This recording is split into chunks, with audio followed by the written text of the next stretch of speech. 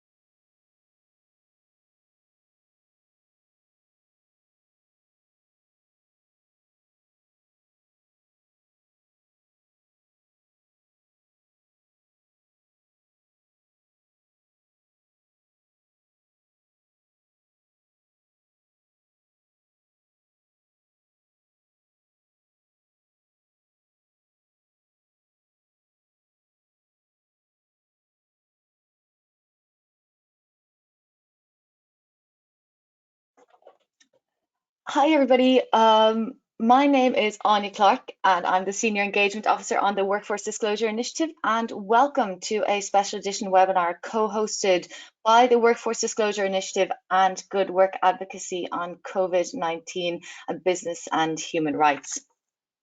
We are pleased to have you all join us today for what is sure to be a very lively discussion.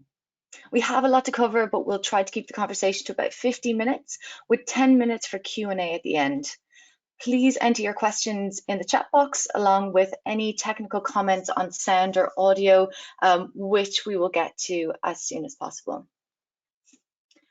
I am very pleased to be joined today by an esteemed panel of WDI and Good Work Advocacy allies and thought leaders in the space of business and human rights. Before I hand over to them for introductions, I want to first introduce the nature of the discussion today. Since late 2019, an outbreak of the viral disease COVID-19 or coronavirus, first identified in Wuhan, China, has spread across the globe, impacting millions of people. On the 11th of March 2020, the WHO declared the virus a global pandemic. While first and foremost a global health concern with an estimated mortality rate of 3%, COVID-19 has also been accompanied by severe economic turbulence, the likes of which has not been seen since the Great Depression. Unfortunately, neither has this been circumscribed to the economic realm. While analysts and news anchors alike forecast a deep global recession, ultimately, the crisis of the real economy has caused and will continue to cause additional human suffering. The Great Leveller, as the British government famously put it, is anything but. And in terms of workforce inequalities, insecurities, and injustices, these have been rather expectedly exacerbated throughout the last few months. This, along with other more positive corporate and investors' responses, is what the panel today is here to discuss. But first, to introductions.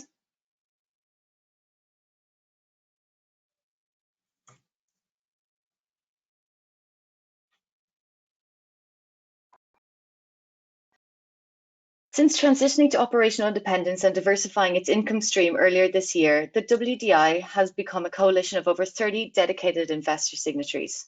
Our purpose is to increase corporate workforce transparency and accountability and drive up the quantity and quality of corporate workforce reporting. We do this through data collection, through an annual survey, and also engagement, convening companies and investors to speak candidly about salient workforce issues across their direct operations and supply chains. The WDI was created in 2017 with 34 companies disclosing to the initiative. Last year, 118 companies submitted workforce data through the WDI. Now I'm going to leave it up to my colleague Rachel to tell you a little bit more about workforce good work advocacy. Hi, I'm Rachel and I'm the Research and Campaigns Officer on the Good Work Advocacy Programme at ShareAction. To date, this has mainly been centred around the campaign on the living wage in the UK. The Living Wage Coalition, of which some of you are a part of, consists of 30 investors with £2.4 trillion in assets under management. We have driven progress on the living wage within the FTSE 100 through sending letters and asking questions at companies' AGMs. 41 of the FTSE 100 are now accredited employers, up from only 2 when the coalition first started its engagement. To build on the success of this year we will also start engaging companies on their practices relating to the security of work, including engagement about the security of hours, employee status, and other workplace benefits, including sick pay. In the current pandemic, ensuring workers are provided with security is as important as ever. Today, we will hear insights on company responses, workers' experiences, and investor engagement in relation to COVID-19 from our panel, who Anya will now introduce. Thank you, Rachel. Now, let me introduce the panel. And Kavya, maybe we can start with yourself. Thanks so much, Anya. My name is Kavya Vagel, and I'm a Senior Manager for Wages and Workers Research at Just Capital. For those of you who may not know, Just Capital is a nonprofit organization that tracks, analyzes, and engages with large corporations and their investors on how they perform on the public's priorities. So our research begins with polling the American public, and we use the issues of importance to them as a foundation for all of our work. We then develop metrics by which to measure corporate behaviors and practices and collect data on companies in the Russell 1000, which helps us rank these 1,000 companies on how well they serve their stakeholders, which include workers, customers, communities, the environment, and shareholders. In concert with our rankings, we're also working to engage companies to push the needle on behavior change. Thanks very much for having me. I'm very excited to be participating in this panel. Thanks, Kavya. If I go to Clara next.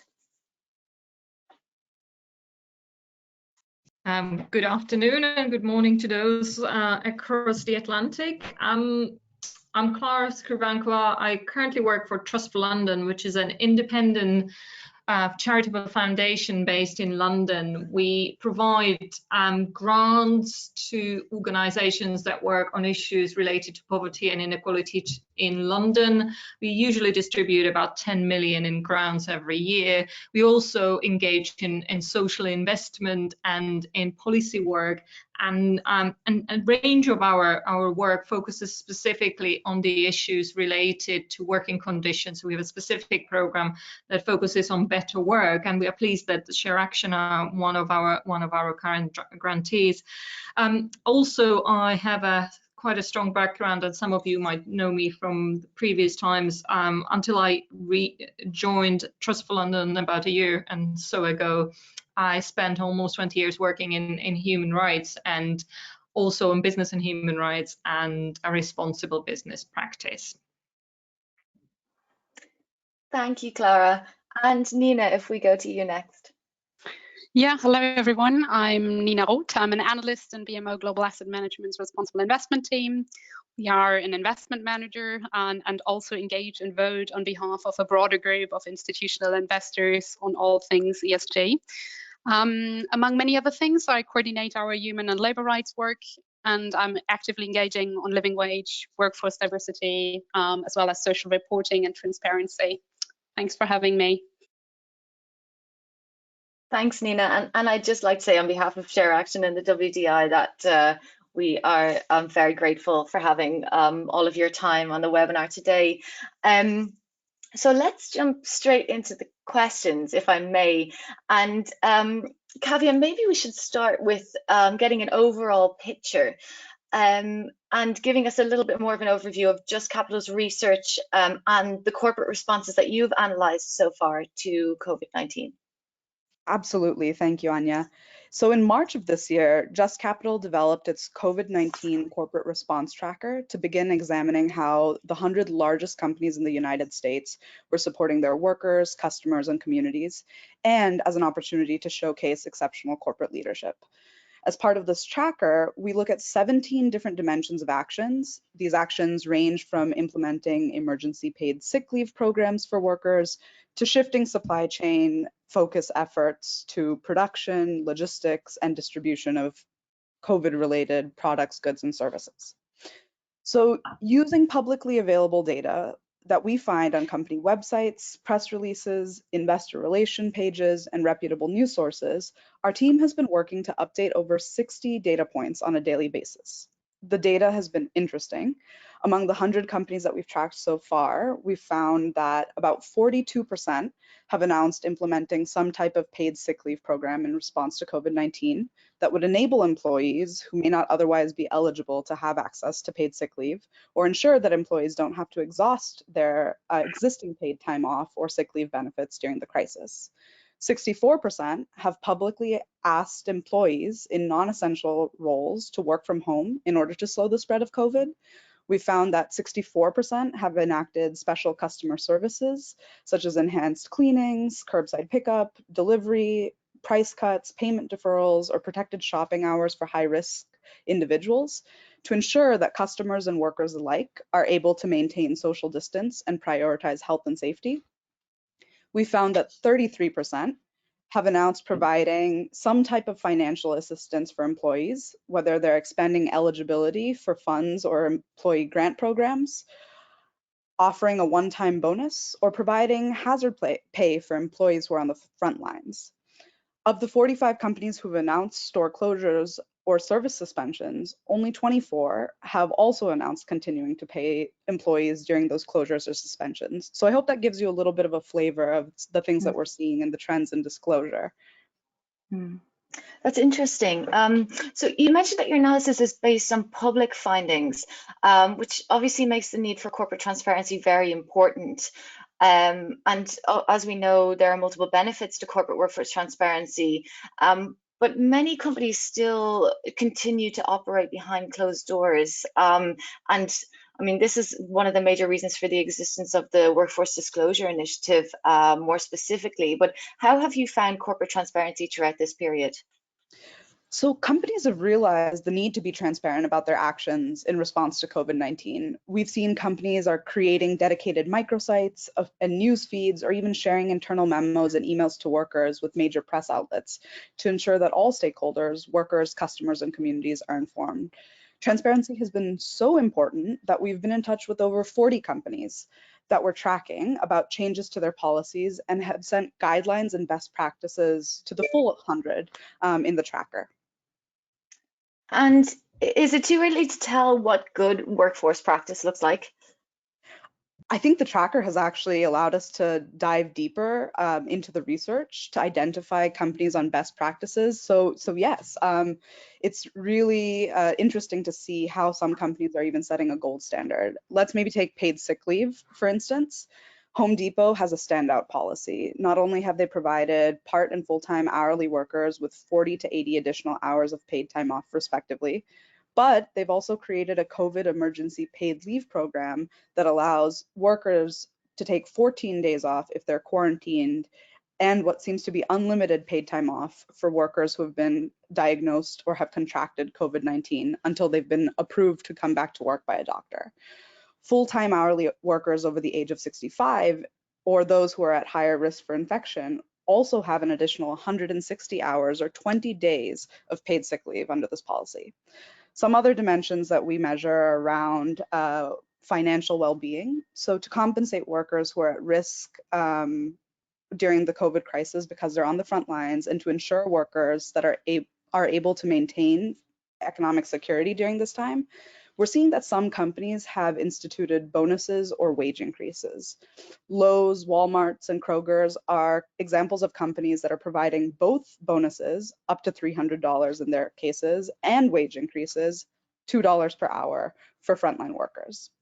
One last example that I'd like to share as it relates to workers, though frankly through the tracker there's so many things that I'd be happy to share, is really around listening to workers' concerns during these times and understanding the holistic nature of the experiences during the COVID-19 crisis. So in addition to essential benefits that we see other leaders providing, Starbucks also launched a new mental health benefit that enables its employees to access 20 free sessions of counseling. To me, this really demonstrates that the lengths to which some companies are willing to go to ensure that their workers are able to stay holistically, and by that I mean physically, financially, and mentally well during the pandemic. Yeah, that's really great to hear. The WDI survey also collects information on companies' well-being policies, in addition to operational health and safety data. But we find that, you know, I guess there's still quite a long way to go in terms of this kind of widespread adoption. Nina, maybe I could get your opinion as the Director of Responsible Investment at BMO and a WDI signatory and part of the Living Wage Coalition. You are constantly engaging with companies on workforce issues and the S of ESG. Do these policies and practices resonate with you? Yes, absolutely, they do. And well, I want also to say thank you to Just Capital for the tracker, which is a very good resource. We also use, but of course, we also dig deeper into the original responses from the companies and also have dialogues. So I think key for our engagement and for our work as the investor community is now that all these positive changes need to be made last. So currently, I mean, as part of really all of our engagements across all industries, we speak about the COVID-19 response of those companies. We have specifically approached the 10 companies that we cover as part of our living wage project, where we now try to understand how they reacted to our core expectations. I've listed some of them in the slide you see now. So one of the biggest gaps we see are around providing protective gear, which from our perspective is really the most important one, and at the same time actually also the easiest one to do. But it shows also clear gaps in occupational health and safety management and planning. We also see gaps in paid sick leave. While there are definitely a lot of positive examples, there are still companies who do not disclose anything about it, or not yet. And as I mentioned earlier, when we speak with them, we want them to commit to continue to provide paid sick leave once the crisis is over. And this is definitely a challenging aspect. Then in addition, and here that's probably the broadest gap, despite just having heard about the Starbucks positive example, mental health support, some do provide apps or access to online systems more generally, and have highlighted that in their ongoing communication, but have not installed dedicated measures right now. The least information we get on how they react supply chain wise. Similar really in their public response, but also when we speak to them, most refer to their very good relationships with their suppliers and that they want to keep them. But then on the other hand, in the press, we see many different and very concerning developments, specifically in apparel and not sticking to existing contracts. The only good example so far, or standing out example, is probably Unilever. They have created a relief program of $500 million to support their most vulnerable small and medium-sized suppliers with cash, and will also extend credit to selected small-scale retailers, which will probably help them to continue to be in business once everything picks up again. Hmm. Interesting. I think now is a good time to get Clara's input because while there are many examples of companies responding to the pandemic responsibly, there's also no doubt that COVID has unearthed systemic workforce malpractices across every industry, as you suggested there in terms of supply chain management. Clara, can you give me a little more information about what's happening on the ground from your perspective? Sure. Well, ever since the first indications occurred that there might be a reduction in business activity and the first talks of lockdown in early March here in the UK and in London, cases have begun to emerge of the impact of workers. The Trust coordinates the Employment Legal Advice Network, which is a network of over 40 organizations that work on employment and workers' rights in London. They include law centers, frontline advice and support organizations, groups that organize workers in the gig economy, as well as organizations that work on policy and advocacy. Members of this network have been bringing cases to our attention of low-paid workers, for example, have been dismissed from one day to another, facing destitution pretty much straight away because they have no financial buffer. We have also been hearing about cleaners that are too scared to go to work because they do not have protective equipment. We're hearing about delivery drivers, warehouse and retail workers who have been threatened with dismissals if they raise concern over health and safety of work, or were told that their hours have been reduced without any justification or any dialogue with them. We are also hearing about rogue employers that are furloughing workers and then demanding them to work, basically violating the government scheme, and also multiple employers failing to consult workers about what the options are that the government has created. Many workers that our members support working the gig economy, deliveries, warehouses, hospitality and cleaning, they are often low paid, already on insecure contracts. Many do not have guaranteed hours. Also, many cannot afford not to work, and any loss of work or even reduced hours can lead to destitution very quickly. Many will be migrants who will lack language skills, or even when they speak English, will lack the confidence or awareness about their rights to be able to negotiate with their employers. At the same time, I think it is also very important to highlight that we have heard that many employers do try to do the right thing, but may find it difficult to navigate the complex government guidance or are facing cash flow difficulties because orders have been cancelled or payments are not honored. And I think that sort of goes very much to the points that Nina has just made, that small businesses that are at the bottom of the supply chains are dependent on business practice of their customers further up. And of course, their inability to continue to exist as a business will have a knock-on effect on the workers they employed. So in summary, really, the direct experience of the members of our network and others that we fund is that the current situation has thrown up many systemic issues that were existing before the epidemic. Issues like insecure and unclear employment status, the trap of the economy without safety nets, but also lack of enforcement around poor employment practice and business models that are built around endless cost cutting and leave small businesses trying to do the right thing at a loss against poor purchasing practices further down the supply chain. The other thing that has really become clear is the lack of constructive industrial relations and worker dialogue, and sort of employers imposing new rules and make decisions without any discussion with their workforce. But what we have also found that where workers are consulted and situation is transparently presented and potential solutions are discussed, this can lead to less drastic measures, and even if there is a reduction, it is done in the best possible way and in a really managed and respectful way towards the workforce. That's very interesting. And an additional question that I had is on the so-called key workers, like the delivery drivers, the warehouse staff, social care workers, that that those are the workers of which we have come to rely on, but are renowned for being on the most insecure contracts. Do you think this has affected the general perception of how vital these workers are? And in turn, do you think this will precipitate a change in behavior of companies who employ those workers going forward? That's a really interesting question. What's the role of the general perception of who is an essential worker?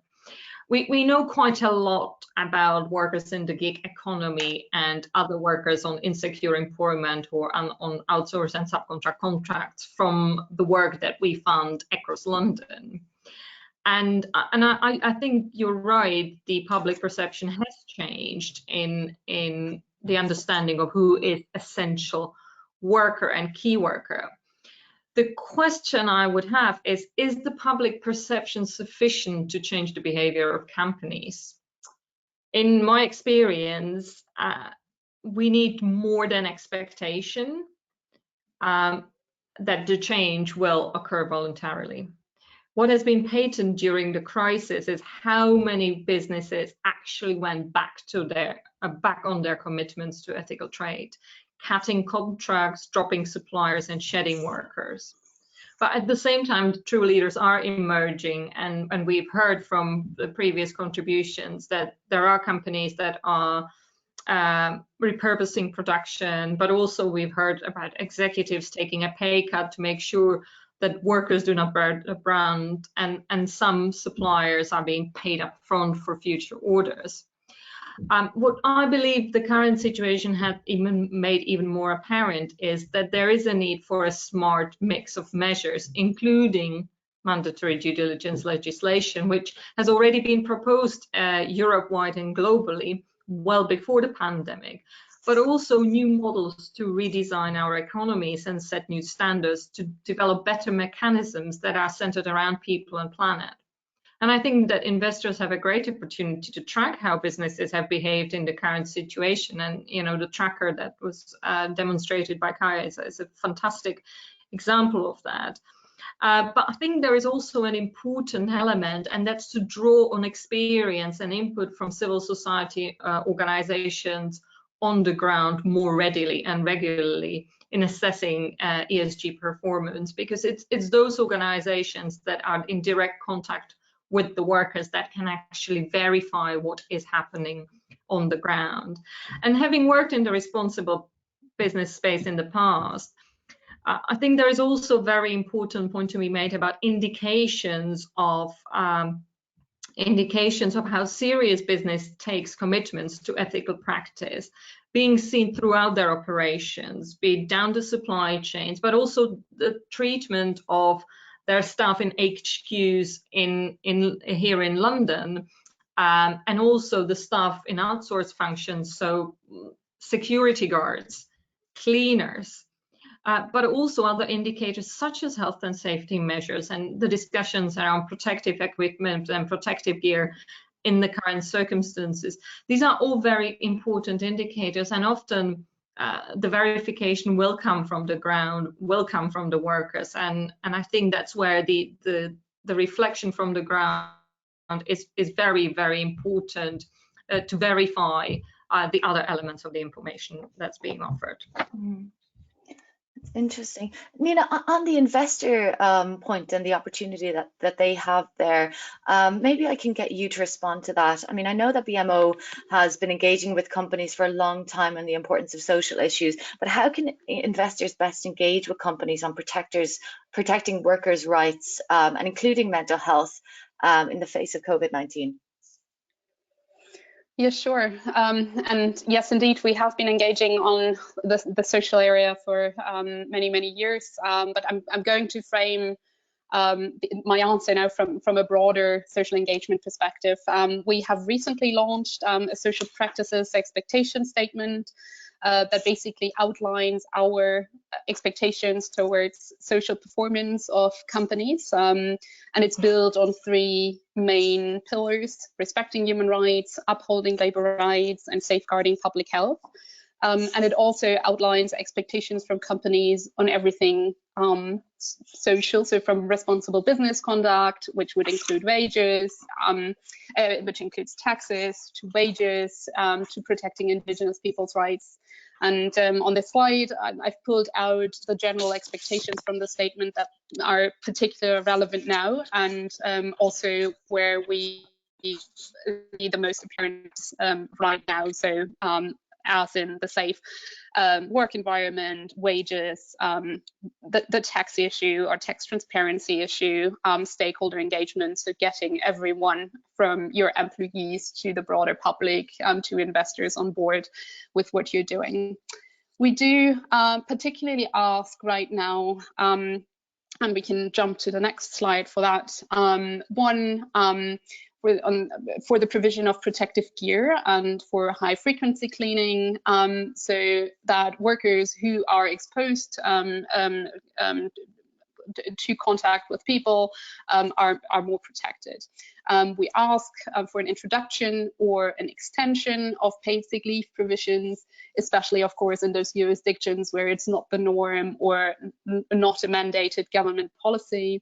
We also ask, and I like that it was highlighted earlier, for flexible shift work for those that are not working from home, and then also, or working remotely, or then also for more flexibility and adjustments in expectations for those working from home who are, for example, impacted by closures of school or childcare facilities, or needing to care for someone in their family. We also ask for emergency funds or salary guarantees for staff who are temporarily not required due to business closure or lockdown. So usually, like that would be manifested in a top-up of the furlough payment. And then, as highlighted earlier, we focus on the mental health support area when we engage. I mentioned this before and highlighted it here now again. I think protective gear is something that we have been particularly highlighting in conversations with companies, because that really can turn into a question of life and death. And so really anything needs to be done and mobilized to speed up that process of procuring protective gear, or finding other ways of managing health security for employees. We've seen that with retailers who were challenged by getting masks in appropriate numbers to their staff, that they could then alternatively look into putting protective shields up, like plexiglass, something limiting access to production plants or shops to ensure social distancing and protecting the workers. It's interesting. Let me shift focus for a minute. And up until now, we've been talking about the responsibility of companies to its workforce. But what about its more traditional responsibilities to its shareholders in this situation? In the midst of a global health crisis, when social distancing has been called for, the headline figure reads that 2/3 of FTSE 100 AGMs have gone behind closed doors. And this is something that ShareAction has been campaigning quite widely against, or has argued that this is a reduction in shareholders' rights. Would you be able to comment on this? What is your own opinion of this, Nina? Yeah, I mean, we definitely agree. The impact on the AGM season is massive, and I mean, we are on the height of the season right now. Hundreds of meetings are being voted on every week now. So we've seen that, and we put that data through ISS, that last week we knew about around 1,200 meetings that were adjourned or cancelled. A third of them had allocated new dates. Around 612 meetings were now turned into virtual meetings. Really, historically, we have discouraged companies from holding online-only meetings, as from our perspective, this undermines the opportunity for interaction between shareholders and boards, where you can raise issues that are, as a shareholder, specifically relevant for you. But clearly, now it is necessary to hold them. So the virtual option is necessary.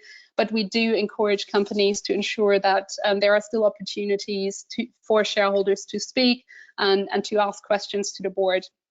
We've seen quite good examples, at least in the interaction with the broader community, not necessarily linked to the AGM directly, because sometimes they just shorten the AGM very much, but then allow investors or the broader public to ask questions to the board and senior executives. One of them was the Brazilian bank Bradesco. Also, China Railway Group had an investor day, which is basically the only opportunity pre-AGM to ask them questions. And also, there was a very engaging meeting and investor briefing with Shell, with inclusion of investor questions and also a lot of follow-up. Once, of course, this is all over, which we know isn't very soon, but still we will encourage companies to move back to a normal in-person AGM, but also maintaining the option to join in virtually. So basically do a hybrid AGM. This will allow to maximize access without extra financial or environmental or social costs that might be involved with traveling to those AGMs, but still allow the interaction between a company and its shareholders. That's interesting. And then I guess from shareholders to stakeholders, Kavya, do you believe COVID-19 puts the model of stakeholder capital at risk? I know that's a big loaded question, but yeah, hopefully you could answer it from your own experience. So I think I can say from the perspective of an organization working to be the measurement platform for stakeholder capitalism in corporate America, we created this tracker as a stress test of sorts for whether companies can meaningfully continue to serve all of their stakeholders in the wake of the crisis and even afterwards. So in that sense, COVID-19, in my mind, doesn't put the model of stakeholder capitalism at risk. It instead highlights even more than before that companies, workers, customers, and communities are the engine for achieving success, even amidst a crisis. As such, I really think it is critical for companies to mutually invest in them. The current form of capitalism has allowed for productivity and profits to rise, but has left workers behind, with low and mid-wage workers seeing stagnant wages. Between January 2017 and December 2019, for instance, the S&P 500 increased by 40%, while wages among production and non-supervisory workers increased by just 9% when not adjusted for inflation. But at the same time, these workers are now on the front lines of the pandemic. They're the workers who are traditionally not having access to wages or benefits that would enable family economic security. And now I think companies are really realizing that they have to fill these gaps in order to support these workers who sustain their business. The trends and examples that I had pointed to before promise a promising kind of like outlook for companies. I think we're seeing that some companies are indeed stepping up in big ways to serve their workers in a time of crisis. But at the same time, there's a question about whether the critical protections in the form of wage increases and benefits will persist for these workers beyond the crisis, into a recession, and even into the long term. Yeah, Clara, I don't know whether you would have a conflicting answer to that or not.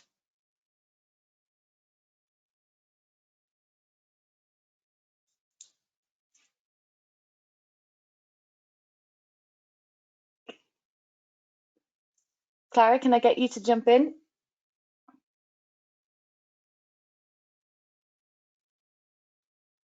Yeah, sorry, I wasn't sure what happened because have we lost Kavya? I couldn't hear anything. Oh. No. I think we still should have everybody. Okay, it's just at some point there was complete silence, so I was trying to figure out what has happened. But yeah, okay, yeah, I can. So I'm afraid I haven't heard half of Kavya's contribution. The question, yeah, the question is about whether it's kind of the COVID crisis puts the model of stakeholder capitalism at risk, and whether you do see a change in corporate practices during this time that might lead to some permanent policies. Yeah, I think that it's interesting example to look at London in this context, because can you change the slide as well? Yeah, sure, no problem.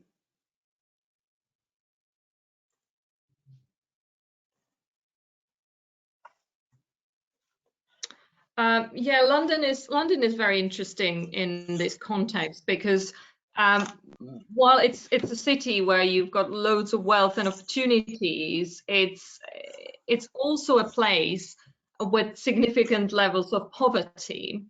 We've just released new statistics yesterday, new data that was produced in partnership with WDI Economics and the UCL Consumer Data Center, which shows the picture of London before the pandemic. And what's significant to see that even before the pandemic, we have seen a huge rise in poverty in London in the last 5 years.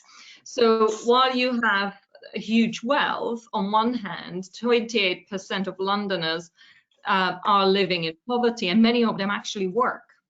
And what we have seen in the past 2 years under our Better Work program, where we have been funding over 40 projects that span from frontline intervention to legal challenges, what we have seen is that a lot of the work that is focusing on non-pay and precarious work is very much needed because workers in London do not have access to decent work as defined by International Labour Organization.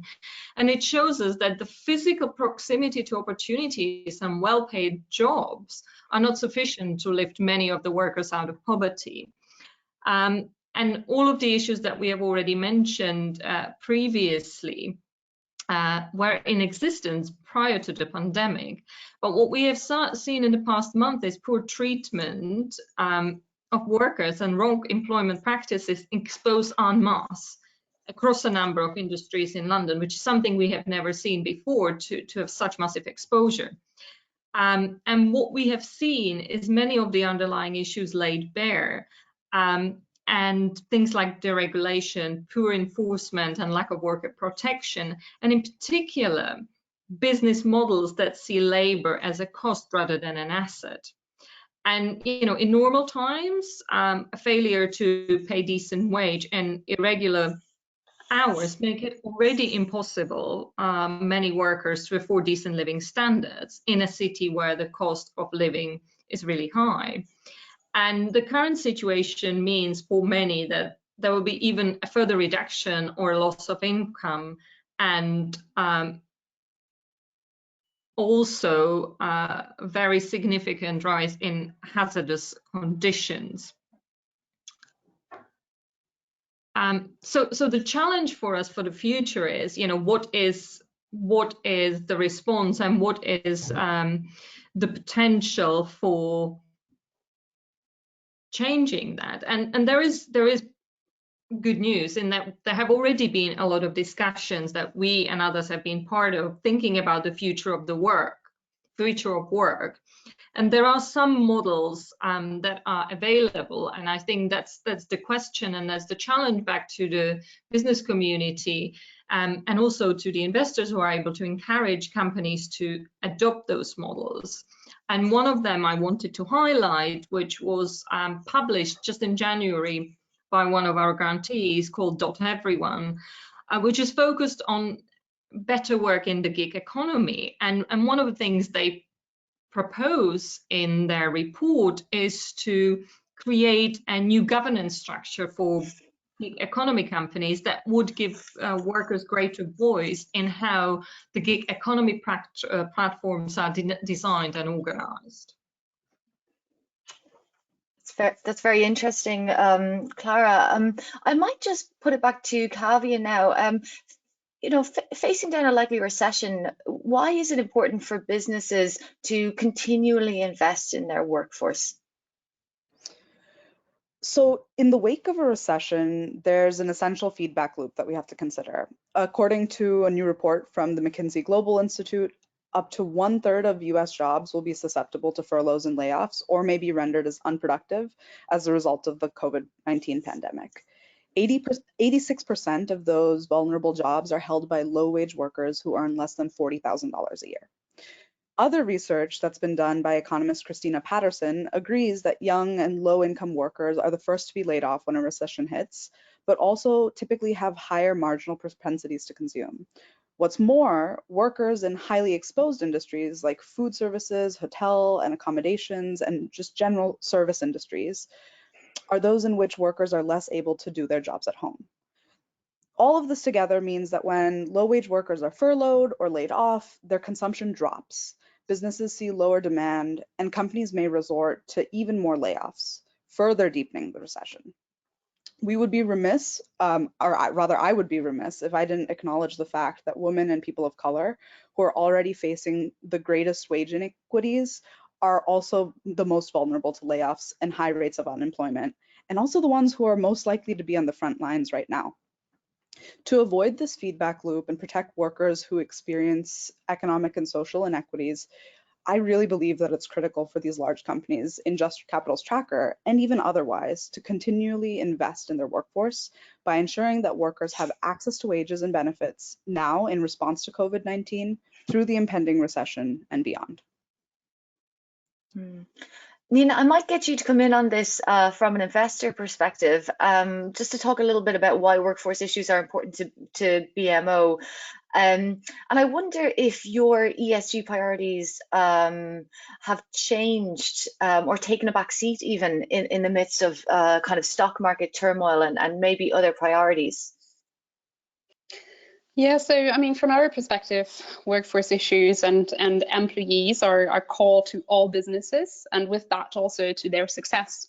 So treating their employees well, just apart from being morally or ethically the right thing to do, it's also a business question. Just think about retention rates, training costs, injuries, legal costs, or just in general employee and customer satisfaction if you don't treat them well and they don't perform in a way that benefits the business. Looking at our own priorities over the year, you can find our thematic engagement projects for 2020 on the slide here. And originally, our engagement plan was extremely climate change focused, this being the most important year for climate change post-Paris. So this is clearly something that just from an attention perspective has probably taken a backseat, but still we continue to engage on all on non-COVID and all non-social issues. But as I mentioned before, all engagement interactions now include clear section on the company's COVID-19 response, be it in their own operations or in their supply chains. Overall attention to social issues in the investor community has clearly increased, but also the attention from senior management and investment managers that has increased along those lines as well. We've seen some individual dialogues for engagement that we had scheduled with senior management and the most senior executives.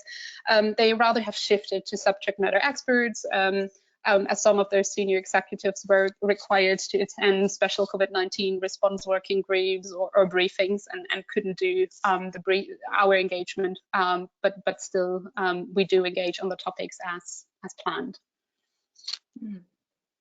Fantastic. I'll put the question to Clara in terms of the living wage as well, and why employees and why the living wage should be as important to companies as ever during this time.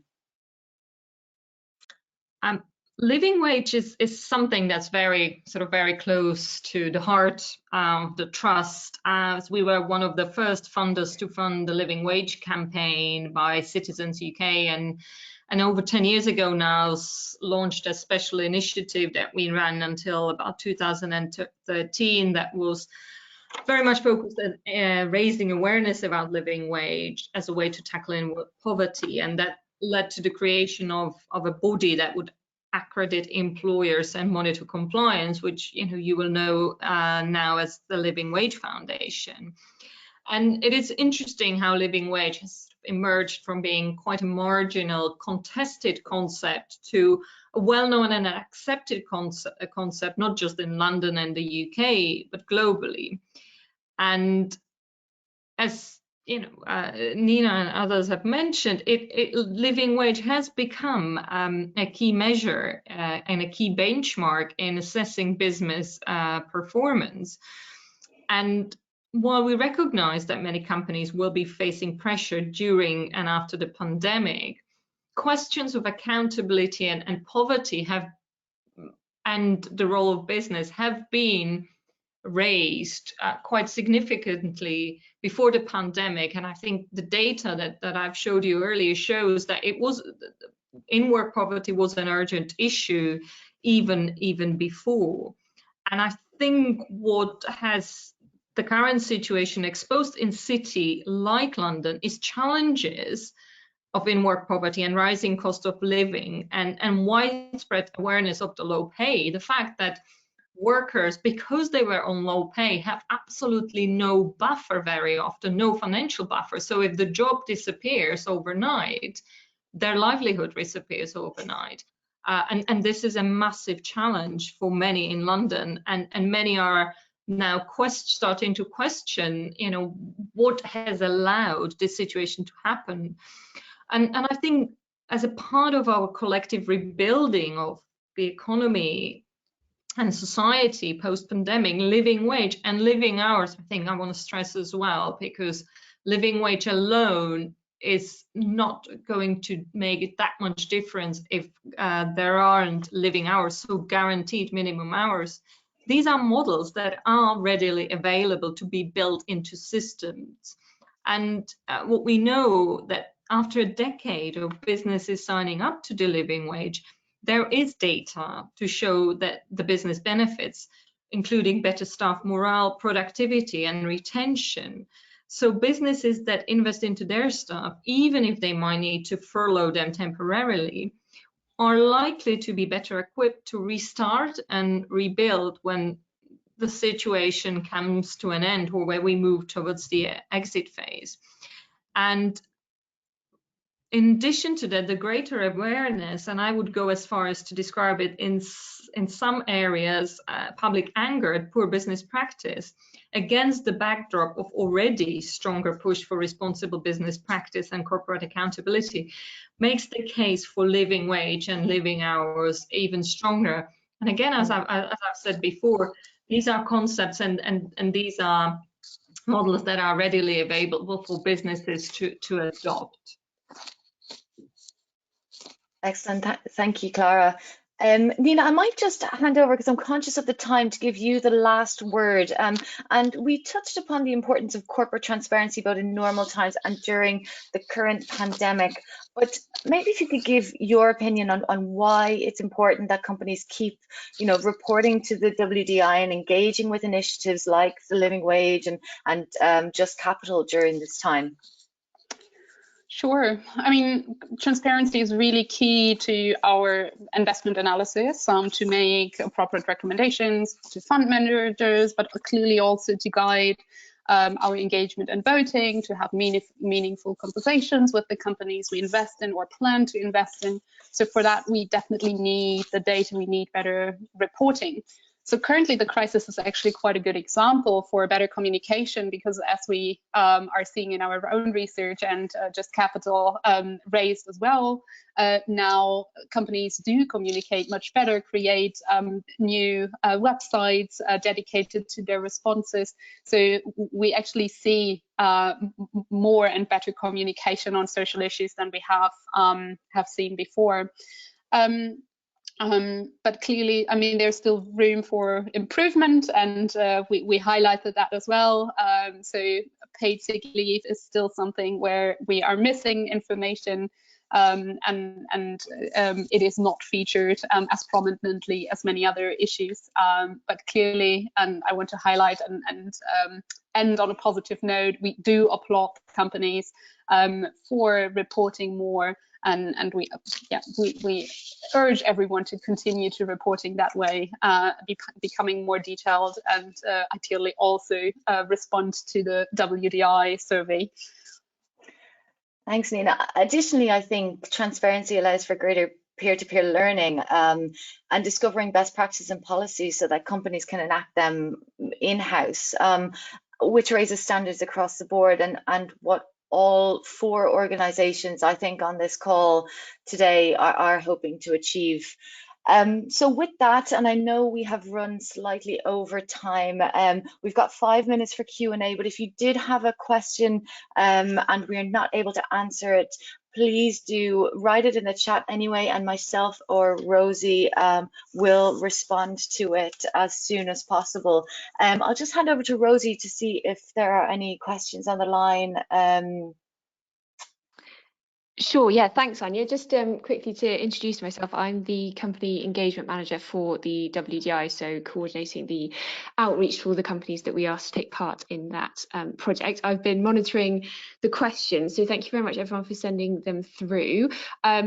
Just in the interest of fairness, I'm going to just pick the first few that do them in the order that they've come through, so hopefully we'll get through at least a couple.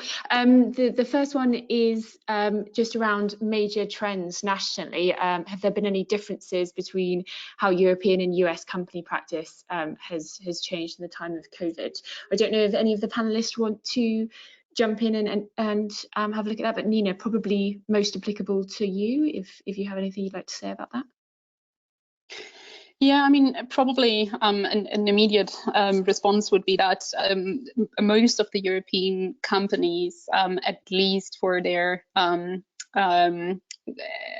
continuous employees, already have paid sick leave provisions in place, given just the regulatory environment, whereas a lot of the companies in North America don't. And so here we see clearly developments on that side. In terms of protective gear, I think we see that retailers in Europe were quicker to react, but also you have to acknowledge that the virus hit Europe before it hit the US or North America. But on the other hand, you could say they then had less time to respond. So here, I would say, just from a purely looking at the retailers, the European ones did a better job than the US ones. And I'll speak maybe a little bit to the PPE. In our tracker, we're seeing that only about 14% of companies have disclosed directly providing their workers with personal protective equipment. And I think that this kind of speaks to the lag in response on the US side as well. Amazing, thank you. And then just hopefully very quickly, we've got time for one more, and this is specifically for Nina. It says, are BMO's social impacts and expectations something that other investors can sign on to? Is it more of a collaborative engagement or an in-house process? And with a note that says, great to see mental health and the treatment of suppliers is in there as well. Super. It's more an internal policy. I mean, we applied to all our holdings as an expectation and to all future investment as an expectation. It can be seen as something like a human or labor rights policy. So it's more that than a collaborative effort. But clearly, everyone is very welcome to replicate that and apply it to their own holdings as well. And we would be very keen to learn about that. So if you do, please let me know. Lovely, thanks, Nina. I'm just going to try and squeeze in one more then, and we've had a comment from an attendee who works for a not-for-profit law firm, and they've set up an online hub through which people can ask questions, and they've said that they've recently heard of a company that furloughed staff but wanted them to volunteer to return to work. So that's obviously totally against the government advice here in the UK. I don't know if there are any thoughts, and so the question as of that was how much kind of fraud can we expect through the platform, the relief that the government is offering? I don't know if Clara has any thoughts on that. Yeah, thank you. This is exactly the sort of examples that we have heard about as well. And while some companies are genuinely confused because the guidance keep coming from different direction and is in different places, we are also hearing about rogue employers trying to take advantage. And I think that's where sort of gathering the information and evidence from the ground becomes so important, because one thing is obviously to support the individual workers in confronting their employers, but there is a broader question over using the information from the ground to actually check the commitments and the public statements that companies are making. And that sort of goes to my earlier point that this sort of information is really important, because while some of the information might be anecdotal, a lot of organizations are collecting systematic evidence, and that evidence points to particular types of behaviors in particular industries related to particular types of workers or workers on particular types of contracts. And I think that's where the transparency about treatment of workers throughout operations, even where they are subcontracted, and sort of the monitoring further down your operations and supply chains becomes so important and indicative of the way that businesses are taking responsibility to the next level. Perfect. Thank you, Clara. Anya, that's all that we have time for the questions. Right, hand back over to you. Fantastic, Rosie. Thank you so much. And I just want to say thank you to all of our panelists and all of the attendees who listened in today. It really has been a great discussion. If you wanted to follow up again, like I said, with myself or Rosie or any of the panelists, please do drop us a line. And other than that, just have a great day. Stay safe, stay healthy, and yeah, join us for the next webinar. Thanks so much.